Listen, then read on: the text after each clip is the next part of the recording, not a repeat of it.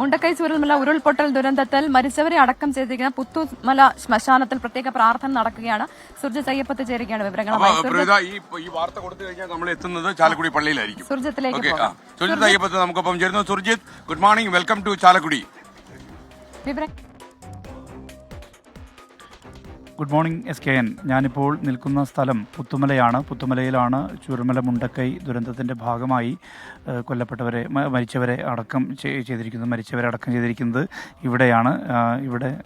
ഇവിടെയാണ് ഇപ്പോൾ പ്രത്യേക പ്രാർത്ഥനകൾ നടക്കുന്നത്. അതായത് ബന്ധുക്കൾ അടക്കമുള്ളവർ, അതായത് ഉറ്റവരെ കാണാൻ വേണ്ടി, അതായത് അവർക്ക് അന്തിമോപചാരം അർപ്പിക്കാൻ വേണ്ടി ഇവിടെ ബന്ധുക്കൾ അടക്കമുള്ളവർ ഇവിടെ എത്തിയിട്ടുണ്ട്.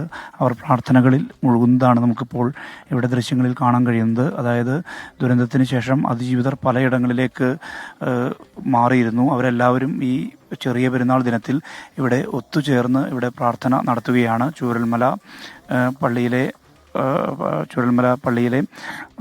ജുനൈദ് അസ്കരിയാണ് ഈ കർമ്മങ്ങൾക്ക്, അതായത് ഇതുമായി ബന്ധപ്പെട്ട പ്രാർത്ഥനകൾക്ക് ഇപ്പോൾ നേതൃത്വം നൽകിക്കൊണ്ടിരിക്കുന്നത്.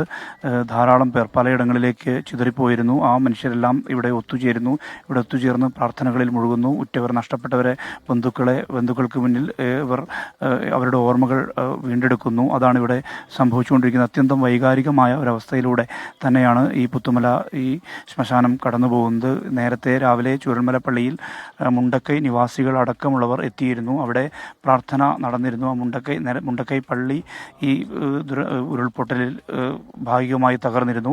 അതുകൊണ്ട് തന്നെ ആ പള്ളിയിൽ പ്രത്യേക പ്രാർത്ഥനകളൊന്നും നടക്കുന്നില്ല. ഇതിനുശേഷം കുറേ പേർ ഈ മുണ്ടക്കൈ പള്ളിക്കടുത്തുള്ള ഖബറിസ്ഥാനിൽ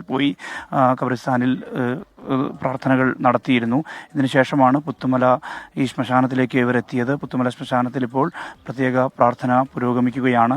പ്രത്യേകിച്ച് ഈ ദുരന്തത്തിന് ശേഷം പല ആളുകളും പലയിടങ്ങളിലേക്ക് മാറ്റപ്പെട്ടിരുന്നു. അവരെല്ലാവരുടെയും ഒരു ഒത്തുചേർന്നുകൊണ്ട് ഇവിടെ ഇപ്പോൾ നടക്കുന്നൊരു കൂട്ട പ്രാർത്ഥനയാണ്. ആ പ്രാർത്ഥന വളരെ അതിവൈകാരികമായ സന്ദർഭങ്ങളിലൂടെ കടന്നു പോകുന്നു എന്നുള്ളത് തന്നെയാണ് നമുക്ക് കാണാൻ കഴിയുന്നത്. SKN.